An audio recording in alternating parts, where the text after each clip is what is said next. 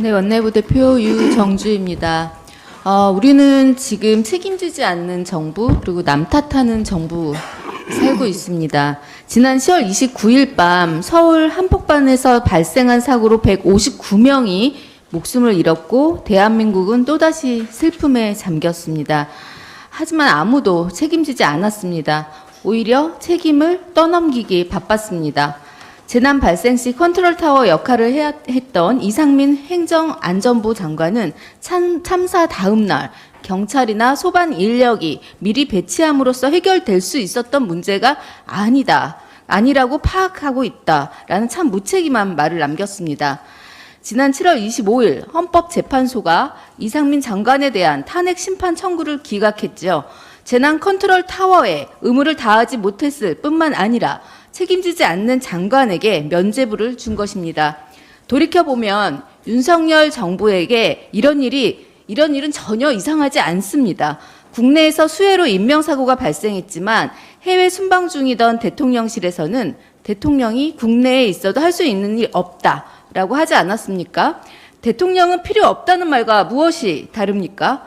14명의 사망자가 발생한 오송 참사의 대처 방법은 또 어땠습니까?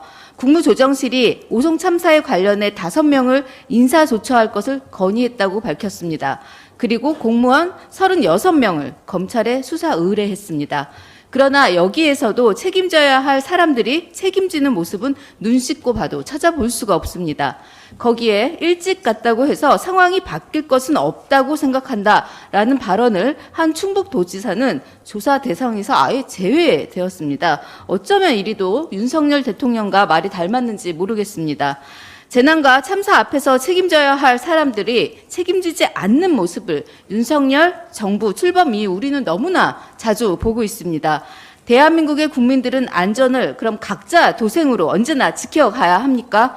그러하다면 국가가 왜 존재해야 하냐는 질문이 당연히 나오지 않겠습니까? 부디 윤석열 정부 존재의 이유가 자신의 목적과 기득권과 카르텔을 지키기 위한 것이 아니길 바랍니다. 최근 윤석열 대통령의 장모 김건희 여사의 어머니가 법정 구속되었습니다. 윤석열 대통령이 대선 후보 시절에 뭐라고 했죠? 장모는 사기당한 피해자라고 하지 않았습니까? 그런데 그런 피해자가 법정 구속되었습니다. 윤석열 대통령이 사실관계를 알고도 장모를 감쌌던 아니면 모르고 감쌌던 국민 앞에 사과해야 할 일 아닙니까? 하지만 역시 책임도 지지 않고 사과도 하지 않고 그저 조용합니다. 윤석열 정부는 사과하거나 책임지는 모습을 보면 싸움에서 지는 것이다 라고 생각하는 것 같습니다.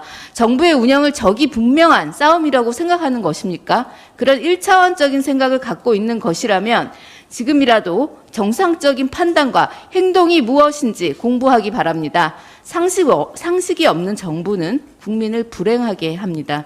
덧붙여 더불어민주당은 오늘부터 8월 한 달간 현장을 찾는 민생 체험단을 발족했습니다. 민생을 돌보기 위해 현장의 목소리를 들으러 가겠습니다. 그리고 현장의 목소리가 반영된 정책을 만들겠습니다. 민생 야당, 정책 야당, 실용 야당으로 거듭나겠습니다. 국민들과 기자단의 많은 관심 부탁드립니다. 이상입니다.